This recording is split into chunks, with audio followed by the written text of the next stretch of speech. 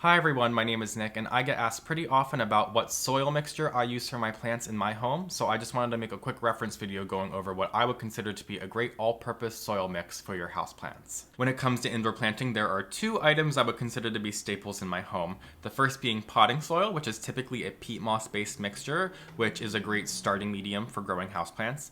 And then the second would be perlite, which is puffed volcanic stone, and that is the little white pieces that you would see in your soil that kind of look like styrofoam. So that's perlite. And an alternative to perlite, if you can't get it, would be pumice or volcanic rock.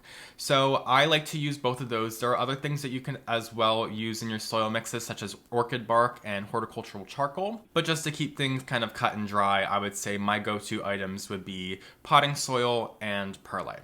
So we're going to be mixing this stuff up in my Centurion collapsible bucket, which is for sale at Target.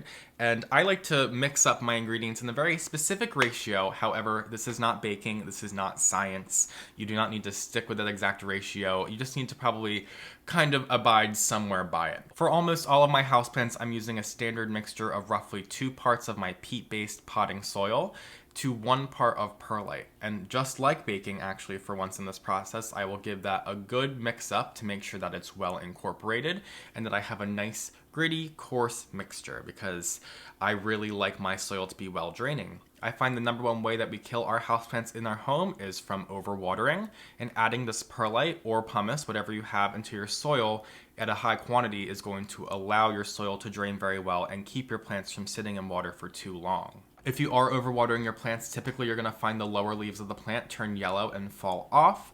And in worst case scenario, you might experience root rot, in which the plant can just not support the amount of water given to it, and the roots rot and the plant will pretty much die unless actions are taken to save the plant. But that's a topic for another video. Just to keep overwatering and all of those issues at bay, I highly recommend adding perlite or pumice to your mixture.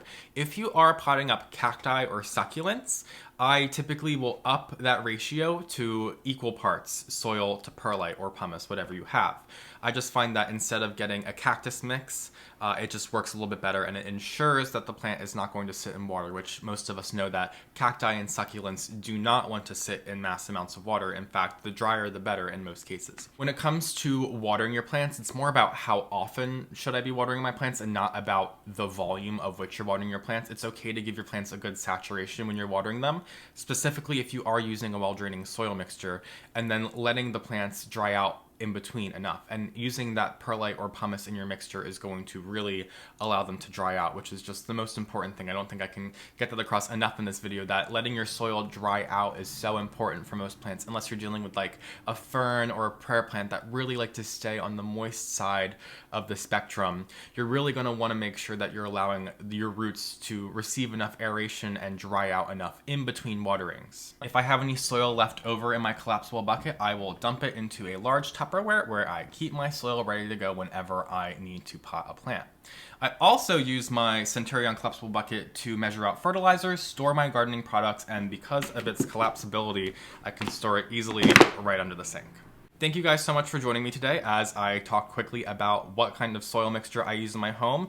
Of course, there are some plants that require a little bit more of a specialized soil mixture, but I would say for pretty much 90% of the plants in my home, I'm using this soil mixture as it is just my go-to because it works out well, it drains well, and that's all I'm asking for in a good soil mixture.